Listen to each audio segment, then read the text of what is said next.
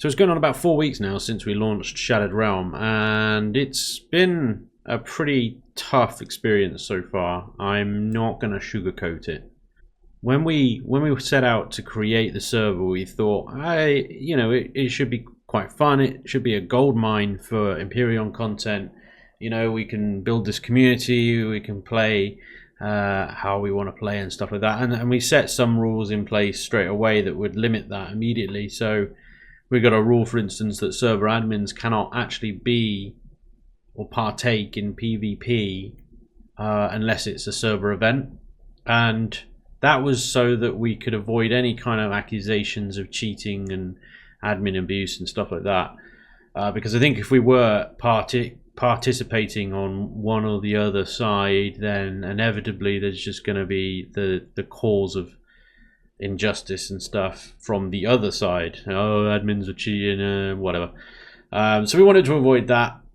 That obviously limits our ability to produce gameplay footage and stuff like that. So we were thinking that the events that we run would essentially be the content and stuff. But what we found is that running the damn server is such a full-time job that every spare moment that we have to play Empyrean is usually taken up with having to fulfill admin requests for help or arbitrate arguments between the PvPers and sometimes the PvEers, fulfill sort of more changes to the server to fix things that we didn't consider in the first place, or to change the sort of gameplay slightly to improve enjoyment and stuff like that. We basically have a suggestion box on the Shattered Realm Discord, which is probably the worst idea I think we've ever had. And they've been using it. You guys have been using it, and yeah, I think we have a good dozen or so suggestions every day coming through, and some of them are helpful and some of them are sort of no-brainers. That makes sense, let's just do that because it's a quick win. And some of them would require a complete redesign of the entire server, so they're really welcome. I don't get it, I really don't, but you really do get a little insight into the sort of nature of people and the world of server admins when you run your own Empyrean server. It is not a particularly cheerful role, let's say. We do get a lot of I don't want to use the word abuse, it's because it's not necessarily that bad.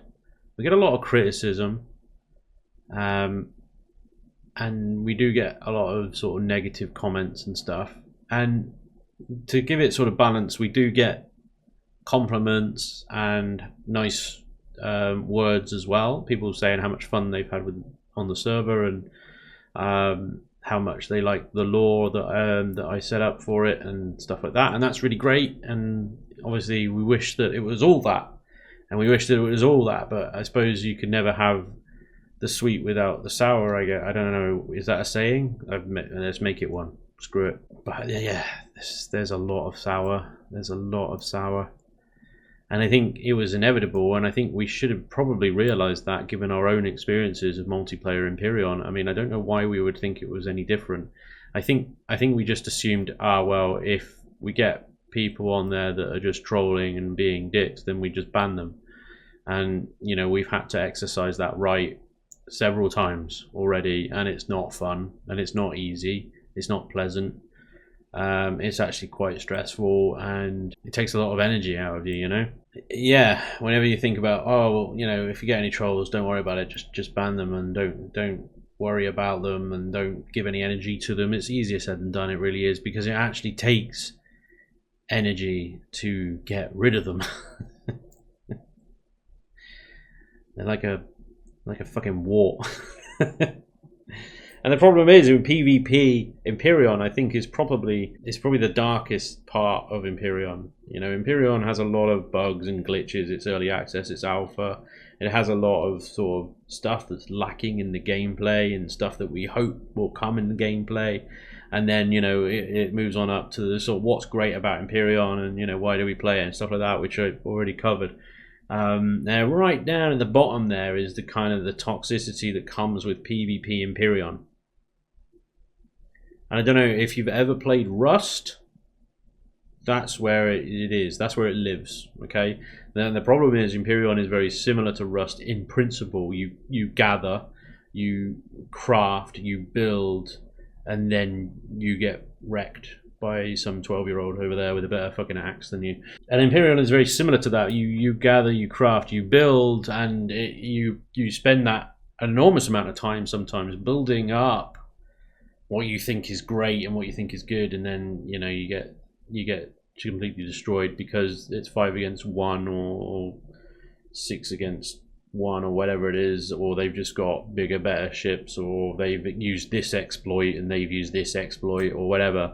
And then comes the arguments, the accusations of cheating and foul play and stuff like that. And then as admins, you've got to wade into that. You've got to then take a side, or in one case, like I did the other day, is just ban everyone for being assholes. Temporarily, of course. So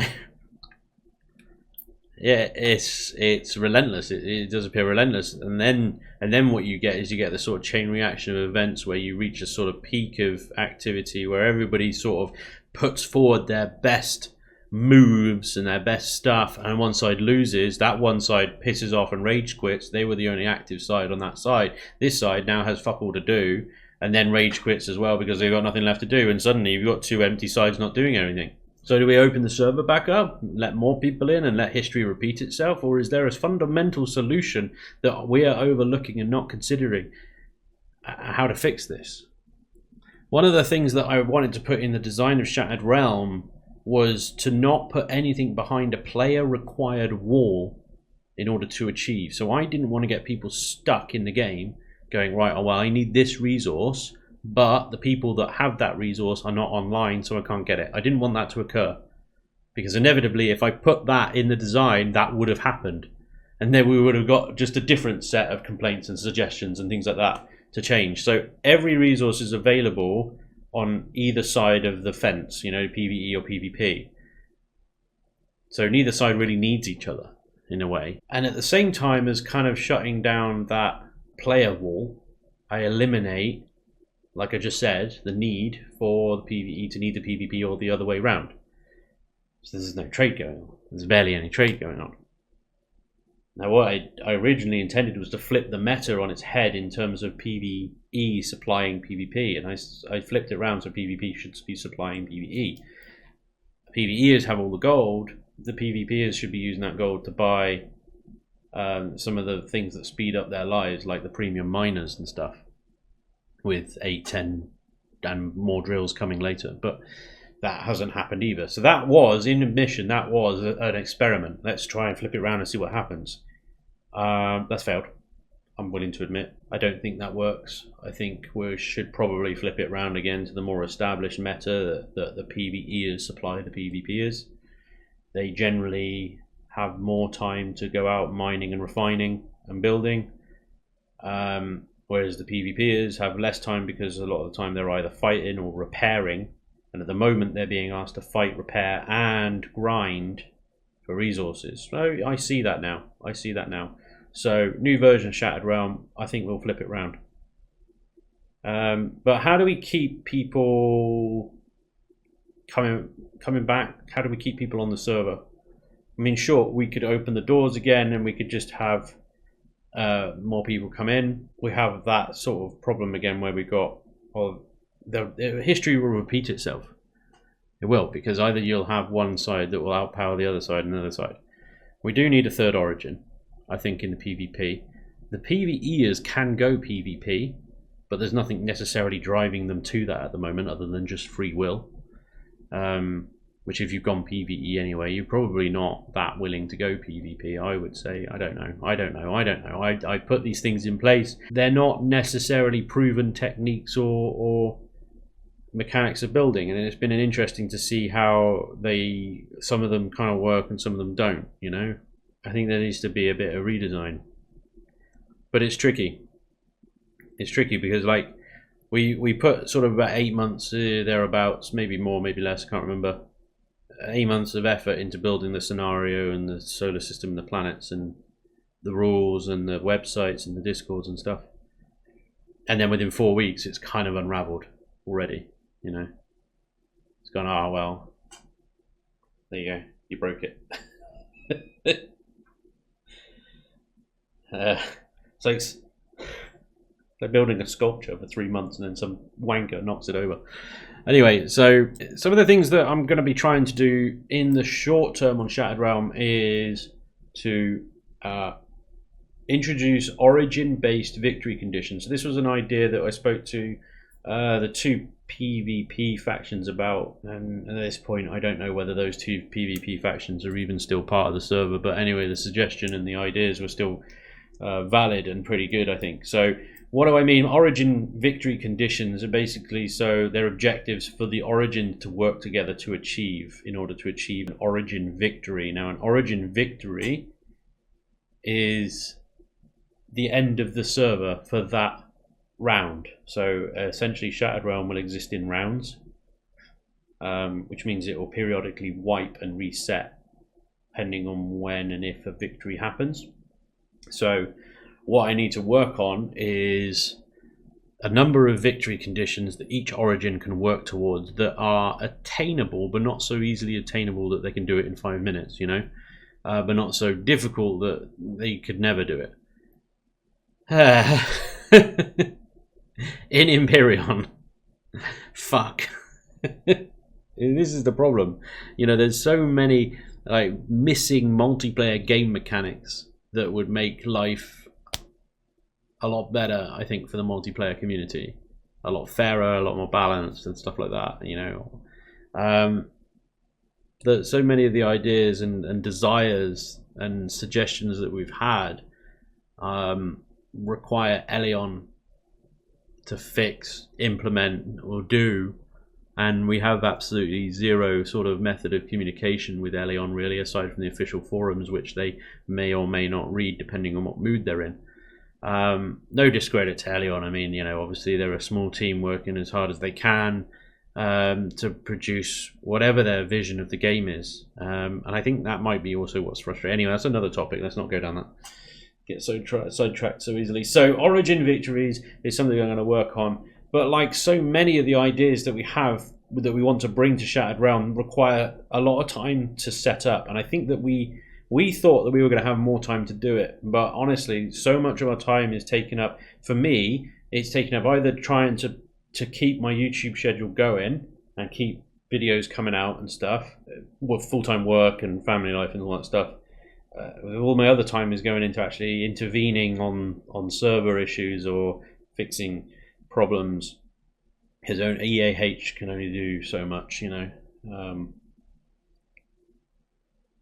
Anyway, yeah, and Dragoon's like working basically full time doing that most of the time anyway. So, but yeah, so we need to build a bunch of stuff. I want to give each origin a flagship, okay, which works like a flag ship. And if you capture that flagship, anyway, yeah. So we need to build some flagships. We need to build some like bespoke hover vessels for events, new bases. I want to reintroduce the Outlaws faction, but properly done. I want to introduce origin-based benefits and what do you call them? Benefits and negatives, pros and cons, so that the origins actually have some play style kind of limits and benefits on them. So for example, Empire, I would like to give the Empire a higher ship class, say like we'll leave them at sort of like size class up to size class 8, and then take the clans down to size class 5.